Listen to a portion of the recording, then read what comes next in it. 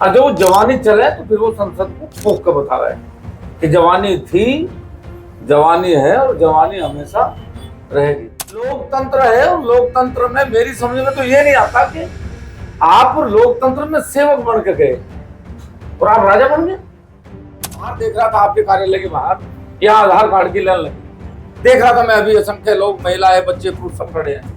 मेरा सवाल ये है कि जब भारत में जन्म लेने के बाद जन्म मृत्यु प्रमाण पत्र बना और मरने के बाद मृत्यु प्रमाण पत्र बना, तो ये बीच का जो शोषण है जनता के सरकार के द्वारा, ये आधार कार्ड जो बनाने की परंपरा है, क्या मायने इसके? ये लोगों को लाइन में खड़े करके तंग करने की बात है।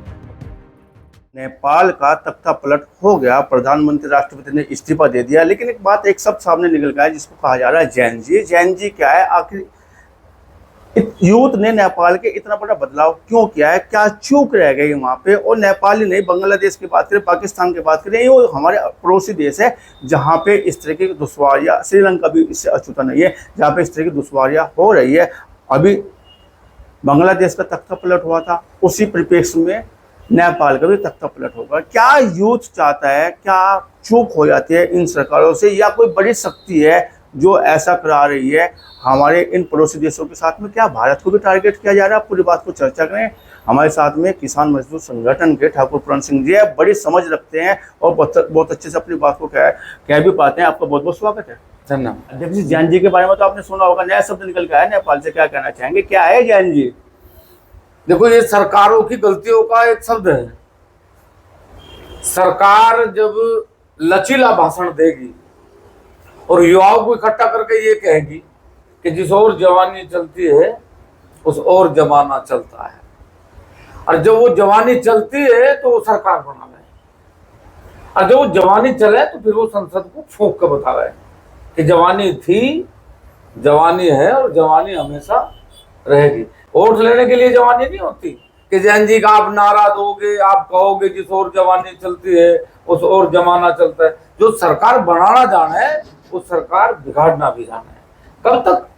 राजनीति पहली बार नहीं कि सत्ताएं उखड़ रही, मुगलों की उखड़ी, अंग्रेजों की उखड़ी, बहुत सत्ताएं उखड़ी।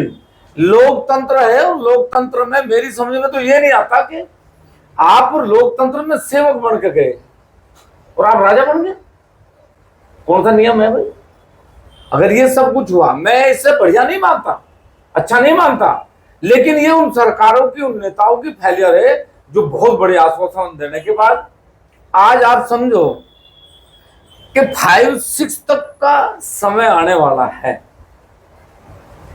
और आप आज नेट बंद करके बैठ जाएंगे, आज आप फेसबुक बंद करके बैठ जाएंगे, आज आप ट्विटर बंद करके, आप कहां जाना चाहते हैं? मतलब आप जो चीज दे रहे हैं उसे खोजने का अगर प्रयास करोगे तो फिर जंग होगी।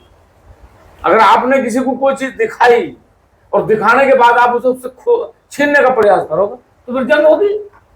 तो जो नेपाल है, जो श्रीलंका है, जो बांग्लादेश है, देखो ये मैं दावे से कह सकूं कि मैं इस चीज में विश्वास नहीं करता कि ये करना चाहिए, लेकिन मैं इस चीज को भी नहीं नकार सकता कि तंग आए तो जंग आए।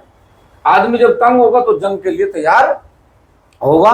इसलिए सरकारों को, सभी को सोचना चाहिए और ये पूरे वर्ल्ड के सरकारों को सोचना चाहिए। अध्यक्ष जी, क्या मानते हैं कि जो यूथ आज ऐसा हो गया कि जो सोशल मीडिया उससे छीन ली गई है, उसने तख्ता पलट कर दिया? वहाँ की जो ऐप थे, मैं बात कर रहा हूँ यूट्यूब की, मैं बात कर रहा हूँ फेसबुक की, वो तमाम ऐप जो वहाँ पे बंद किए गए, सरकार ने तानाशाह के उसमें, डिक्टेटरशिप के उसमें जाए कि छीन लिया जाए इन लोगों से। क्या मानते हैं कि इस बात को लेकर तख्ता पलट कर दिया गया वहाँ पे? आप एक बात बताओ, कल आप नेट बंद कर दें, इंटरनेट बंद हो जाए कल, ठीक है, और इंटरनेट बंद होने के बाद आपका टोटल काम बंद हो गया। आप बैंक से पैसा नहीं निकाल सकते, आप किसी से बात नहीं कर सकते, आप कोई कंपनी का काम नहीं कर सकते, और आपका मरीज हॉस्पिटल में है, आप रेलवे स्टेशन पर खड़े हैं, आपको कॉलेज की फीस भरनी है, आपकी मूलभूत, वो नेट बंद नहीं हो, आपकी मूलभूत सुविधाओं को यदि छीन लिया गया तो क्या होगा? जंग होगी ना।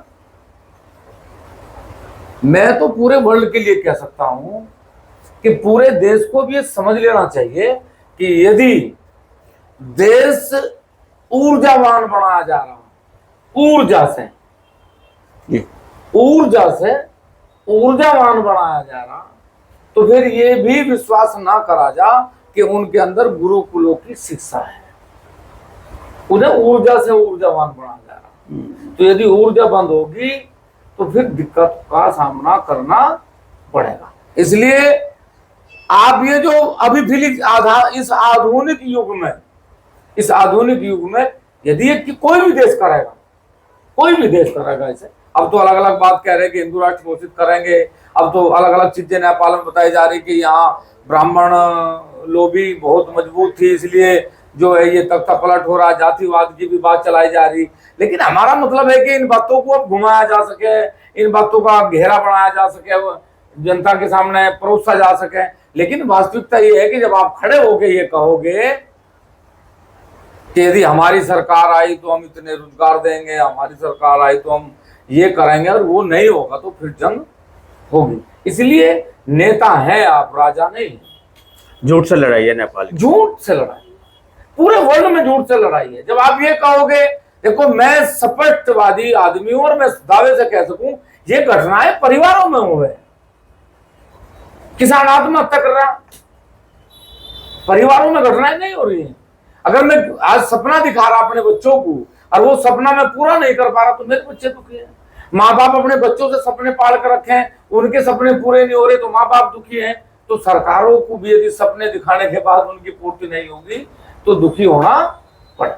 लेकिन तख्ता पलट जैसा किया जा रहा है, मैं बात करता हूँ पाकिस्तान की, मैं बात कर रहा हूँ बांग्लादेश की, मैं बात कर रहा हूँ श्रीलंका की, और हाल फिलहाल में बात कर रहा हूँ मैं नेपाल की। जिस तरह से तख्ता पलट किया गया, चाहे वो यूथ के लिए न किया हो या कोई और वजह रही हो, तो ऐसे में लोकतंत्र के मायने क्या रह जाते हैं? राजतंत्र तो नहीं है वहां पे।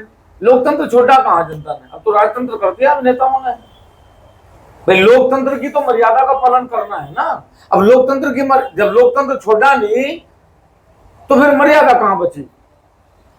चुनाव आप राष्ट्रपति का करवाओगे तो कोई नहीं है, आप प्रमुखी का करवाओगे, जिला पंचायत का करवाओगे आप। अरे भाई राजतंत्र का मतलब है हाथ ठा के समर्थन करना, वोट से तो राजा बनेगा। पता तो आप उठा के पता लगेगा। लोकतंत्र की मर्यादा को यदि बचाना है तो लोक स्वतंत्र किसे कहें, स्वतंत्रता किसे कहें? स्व माने मैं अपने तंत्र से आजाद हूं, और मैं अपने तंत्र से आजाद नहीं हूं। अभी मैं बाहर देख रहा था आपके कार्यालय के बाहर, यहाँ आधार कार्ड की लाइन लगी हुई है, देख रहा था मैं अभी। असंख्य लोग, महिलाएं, बच्चे, पुरुष सब खड़े हैं। मेरा सवाल ये है कि जब भारत में जन्म लेने के बाद जन्म मृत्यु प्रमाण पत्र बना और मरने के बाद मृत्यु प्रमाण पत्र बना, तो ये बीच का जो शोषण है जनता के सरकार के द्वारा, ये आधार कार्ड जो बनाने की परंपरा है, क्या मायने इसके? ये लोगों को लाइन में खड़े करके तंग करने की बात है। और यही तंग हो के लोग फिर एक दिन उस व्यवस्था में जावे जिसे तख्ता पलट कहें। तख्ता पलट किसी राजा का नहीं करा। लोकतंत्र के मायने मेरा तंत्र है, यदि तंत्र खराब होगा तो फिर लोगों को सड़कों पर आना पड़े। अध्यक्ष जी, क्या लगता है कि इस तख्ता पलट के पीछे कोई बड़ी शक्ति? कोई बड़ी शक्ति नहीं, जनता से बड़ी कोई शक्ति नहीं है दुनिया में। पूरे वर्ल्ड में दो ही शक्ति हैं, एक भगवान है और एक जनता है, समाज भी कहें उसे। दो शक्ति है। ईश्वर इन लोगों के विरोध में हो जा, जो लोग सत्ता में बैठ के न भगवान को मानते न जनता को मानते, राम राज की बात करेंगे, हिंदू राष्ट्र की बात करेंगे और फिर वहां जातिवाद करेंगे। तो देखो फिर इसमें नेपाल से हिंदुस्तान तक आ गए आप। नेपाल की बात है, हिंदुस्तान की बात है, पाकिस्तान की भी बात है। मैं तो पूरे वर्ल्ड की बात कर रहा कि इतने सारे नाटो के देश हैं। आप यदि आप नाटो में सम्मिलित नहीं होगे तो रूस आप पे हमला करेगा। और हमारे संत महात्मा कह रहे हैं कि समय अच्छा नहीं है। बिल्कुल, जो भविष्यवाणी की और जो भविष्यवाणी है वो सत्य होने लगी। तो अगर समय अच्छा नहीं है और ऐसे समय पे भी लोग पैसा इकट्ठा कर करके भागने लग रहे हैं, तो कहाँ जाएंगे, कहाँ जाओगे? तो भाग इस पृथ्वी पे कहीं जगह नहीं मिलेगी। इसलिए कहीं भी हो उस ईश्वर में ध्यान रखो, उस मालिक का ध्यान रखो, अच्छा काम करो। ईश्वर आप जहां रहेंगे आपकी वही मदद करेगा। नहीं तो पूरी दुनिया में कहीं भाग लेना, गद्दारी करके, दलाली करके, पैसा लेके आप कहीं भी जाओगे, ईश्वर आपको दंड देना ही देना है, मिलेगा। तो तुम्हारे साथ में ठाकुर पूर्ण सिंह जी और सीधा स्पष्ट बात कह रहे हैं कि अगर झूठे सपने दिखाओगे नेपाल की तरह तख्ता पलट को किया जाएगा। बात नेपाल की नहीं है, पूरे वर्ल्ड की बात है। झूठे सपने आप अपने घर में दिखाओगे तो बच्चे भी विरोधाभास में खड़े हो जाएंगे। बात करने की, चर्चा करने का आपको बहुत बहुत धन्यवाद, बहुत बहुत शुक्रिया। धन्यवाद।